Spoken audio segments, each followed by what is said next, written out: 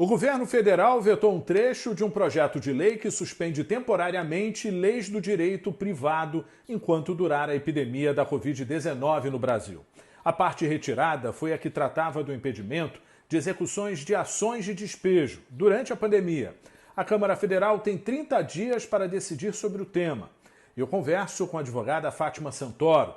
Ela é coordenadora da pós-graduação em Direito Imobiliário da Universidade Veiga de Almeida. Professora, primeiro é muito importante que a gente explique como que funciona essa questão do veto do governo federal. Houve o veto agora do presidente da República, né? E aí vai voltar, né, esse projeto agora para a Câmara, que vai poder manter ou cair com esse veto, né?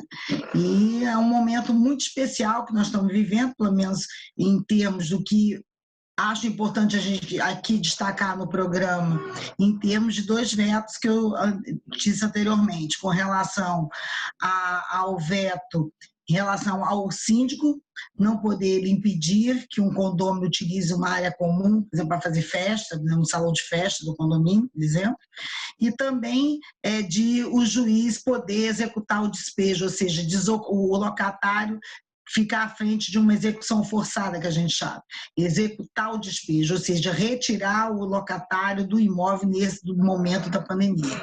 Foram os dois vetos que ocorreram, que eu acredito que, não sei, eu acho que o Congresso deve derrubar. É muito delicado esse veto, né, nesse momento de fragilidade, desde a pessoa física quanto a jurídica, ou seja, tanto para quem está em um apartamento, quanto para comerciantes lojistas que também estão endividados, né? Sim, eu acredito, Sérgio, que hoje a palavra, digamos assim, chave se chama negociação, ponderação, né, mediação. Eu tenho trabalhado de uma forma muito incisiva desta forma, no sentido de que a gente consiga um consenso que seja bom para tanto o locador quanto para o locatário. A gente entende que o locador, nesse momento, não recebeu aluguel, muitos desses locadores têm no recebimento do aluguel o seu sustento, a sua complementação de renda, né? Pode ser um aposentado, pode ser uma pessoa que acabou de perder seu emprego, que esteja na economia informal, né? Porque ele é locador, proprietário do imóvel, que ele tem condições. Por outro lado, você tem um locatário que também poderá estar na mesma situação, né? Ter sido demitido, não está conseguindo ter o seu provento de 100%, é também um profissional liberal, é um comerciante que está com o seu comércio fechado, é um lojista de shopping center que o shopping center está fechado. Então, por isso que eu digo, ambos estão num momento delicado, né? Todos nós estamos no mesmo avião, né? Acho que você vai concordar comigo. Independente de um estar na primeira classe, na segunda classe, se a gente não conseguir manter esse avião no ar, ele vai cair. Isso até foi dito por um outro colega, até numa outra live, eu estou aqui aproveitando, inclusive, a mesma colocação que ele colocou nesse momento, mas ele acertou exatamente nessa identificação. E aí o nosso papel é esse, de exatamente analisar cada caso concreto, cada tipo de locação, uma coisa é uma locação residencial, outra coisa é uma locação não residencial, aquela locação de loja de rua, da locação de uma loja de shopping centers, né? Então nós temos várias variáveis envolvendo diferentes tipos de locadores, diferentes tipos de locatários. Então por isso que, independente de veto, eu acho que a palavra nesse momento é negociar, como também na própria vida condominial. Podemos enfrentar bem essa questão da locação, se você assim achar melhor, e logo em seguida, caso queira, eu posso também abordar um pouco essa questão condominial. Pois não, a senhora pode então explicar como que fica essa relação? Por exemplo, existia a proibição de obra dentro de um condomínio, existe essa questão do síndico também não poder impedir festas, enfim, é algo mais amplo, né? Sim, independente, Sérgio, do que foi estabelecido em termos da lei e de veto, o síndico, de acordo com o capítulo do condomínio edilício do Código Civil, o síndico já tem a competência de zelar pelo bem-estar do condomínio. Está bem claro lá no artigo 1348. Então, ele pode, dentro da situação que nós estamos vivendo, de necessidade de isolamento social, de preservação de vidas, né, de circulação interna e externa do condomínio, entendo que o síndico continua a ter possibilidade, sim, de regular, de normatizar nesse momento, por exemplo, a não abertura do salão de festa, independente da questão do veto, né? Porque nós estamos acima de algo maior. Né? Então, por exemplo, eu, como advogada de condomínios, de administradores de condomínio, eu tenho dito muito o seguinte: vamos estabelecer um regerenciamento de rotinas. E o síndico ficar à frente disso, né? Então, imagine um prédio em que você tem uma circulação, temos mais de 200 unidades, aqui no Rio de Janeiro nós temos muitos prédios assim, principalmente na Barra da Tijuca, condomínios fechados, em que você tem num só edifício mais de 200 unidades autônomas. Então, você já imaginou, em 200 unidades autônomas, todo mundo descendo com suas crianças para o parque, para a biblioteca, para a piscina, para a sauna, utilizar salão de festa, você vai estar aumentando a circulação, né? E exigindo mais do condomínio em termos até de gastos com álcool gel, com máscara, com luvas e tudo mais. E o cuidado também com as áreas comuns, e principalmente, por exemplo, elevador. Né? Então, a gente aqui, eu tenho orientado, e muitos síndicos têm feito como regra, determinou isso em todos os canais de comunicação do condomínio, de que utilização do elevador, uma pessoa por vez, no máximo 3 se for da mesma família. Né? E que use os cuidados de álcool gel, de como apertar, botar, digamos, uma película no local onde aperta o botão do andar do elevador, de ter uma rotina entre os funcionários do condomínio, de, em vários momentos do dia, fazer higienização, né, colocar álcool gel na entrada, do lado do elevador, na garagem, em locais estratégicos para atender aos moradores, mas também ter uma rotina dos seus empregados nessa higienização. Então, você imagina se tiver tudo aberto, com circulação, inclusive de pessoas estranhas ao condomínio, que se é aberto uma festa, o condomínio vai receber os seus convidados no salão de festa.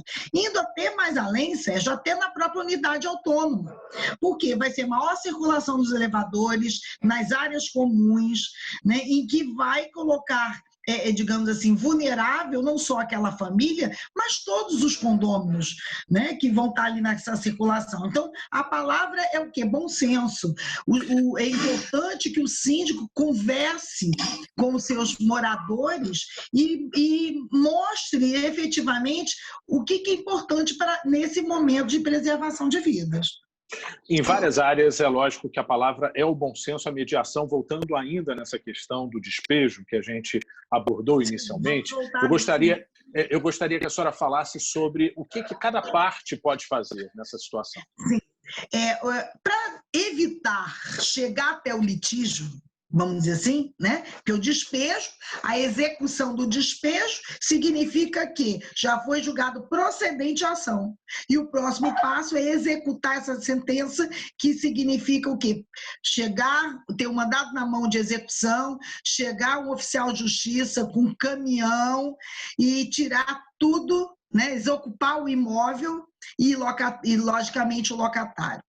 Imagine se no momento como esse é difícil.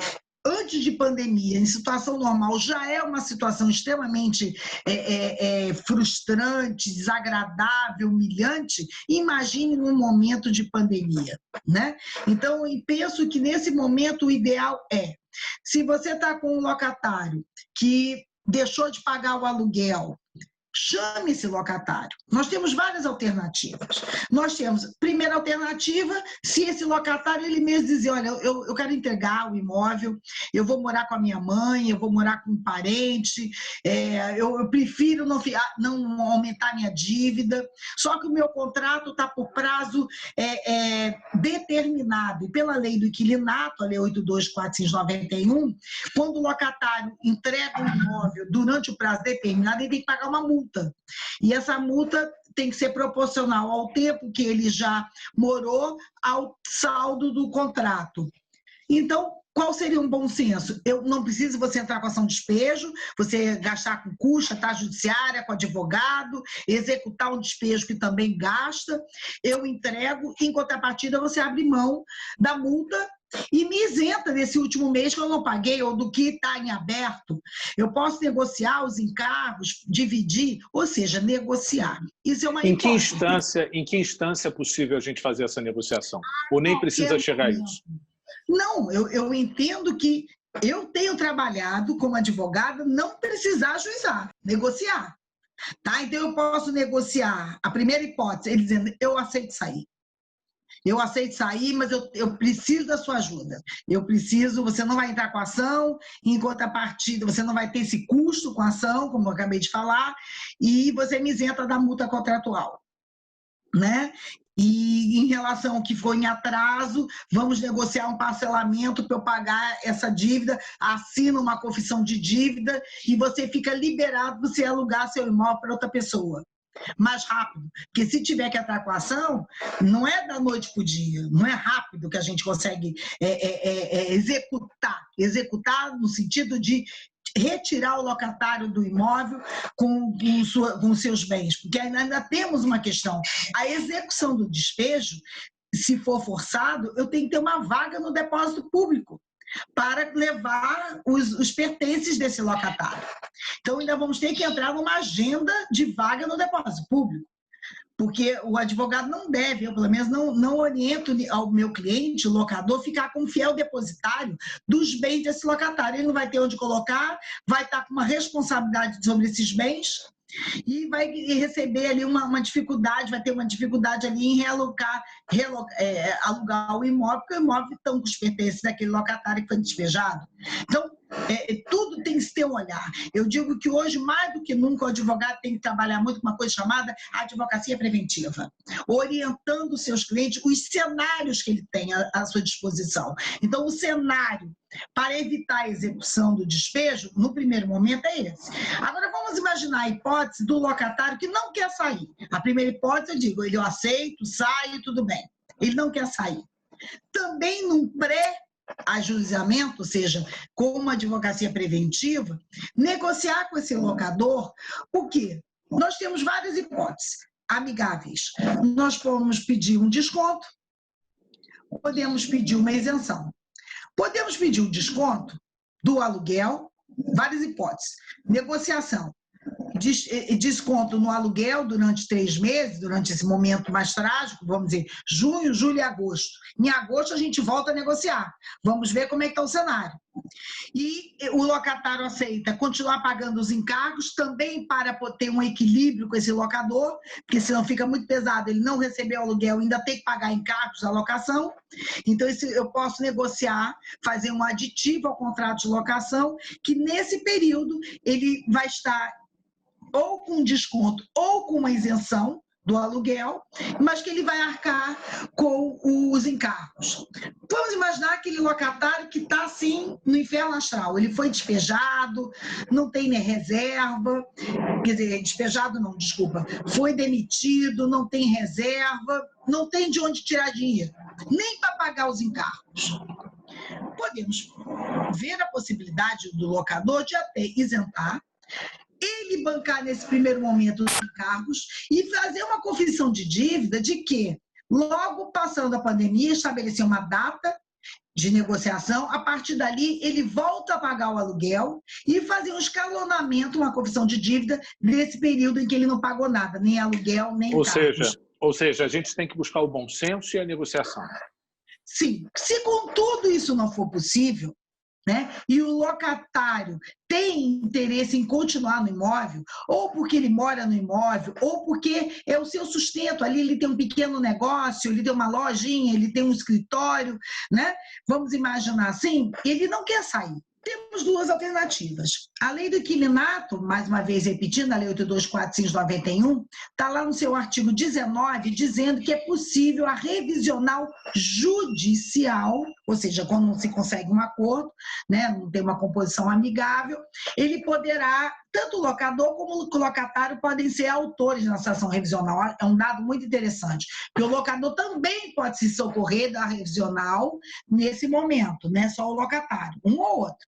Então, o locatário pode, se ele já tiver o contrato quando ele tem direito à revisional judicial, a partir do contrato tenha, do último acordo ou da assinatura do contrato, 3 anos. Antes de 3 anos, não posso entrar com ação revisional.